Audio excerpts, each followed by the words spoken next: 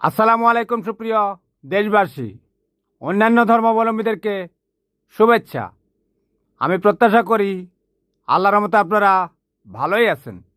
আপনারা ভালো থাকুন, আমার শুভকামনা রইল। আর কয়েক ঘন্টা পরেই পৃথিবী থেকে একটা আলোকরশ্মি হারিয়ে যাবে। সেটা হচ্ছে ইরানের ব্যর্থ বিপ্লবী গণ অভ্যুত্থানকারী ইরফান সুলতান। সে জীবন দিয়ে প্রমাণ করে যাবে সে হারেনি। কারণ পৈশাচিকদের সাথে কখনো মাথা নত করতে নেই, লড়াই করেই নিজেকে জয়ী করতে হয়। আপনারা জানেন, ইরানের যে লড়াকু বিক্ষোভকারীরা ছিল তারা সবাই নিরস্ত্র ছিল, কিন্তু জাররুস সন্তানদের অস্ত্রগুলো তাদেরকে থামিয়ে দিয়েছে।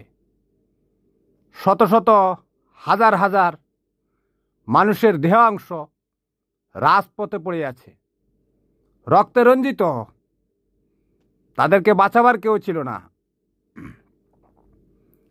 5 আগস্ট 2024 সালে আমাদের দেশপ্রেমিক সেনাবাহিনী বাংলাদেশের মানুষের পক্ষে নিয়েছিল।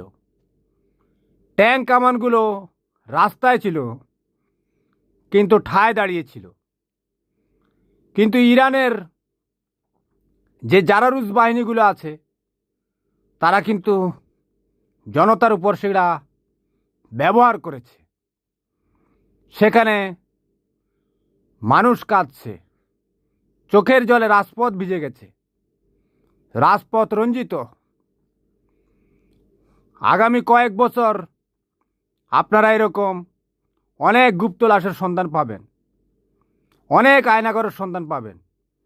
কারণ গত কয়েকদিন ইরানি রাষ্ট্রীয় যে জারারুস বাহিনীগুলো আছে, যারা মানুষ হত্যা করত, তারা বিক্ষোভকারীদের ভিতরে ঢুকে সব কিছু ভিডিও করে সাক্ষ্য প্রমাণ সংগ্রহ করেছিল। অবশেষে অভিযান চালিয়ে ভণ্ডুল করে দেওয়ার পর এখন বাকিদেরকে পাকড়াও করবে আর মৃত্যুদণ্ড দেওয়া হবে।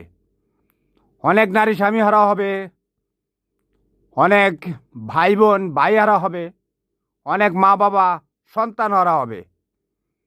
কিন্তু লড়াই কখনো থামবে না। লড়াই ভিন্ন রূপে আবার আসবেই। আল্লাহ অবশ্যই মজলুমের পক্ষে সবসময় নেয়, কারণ মজলুম হচ্ছে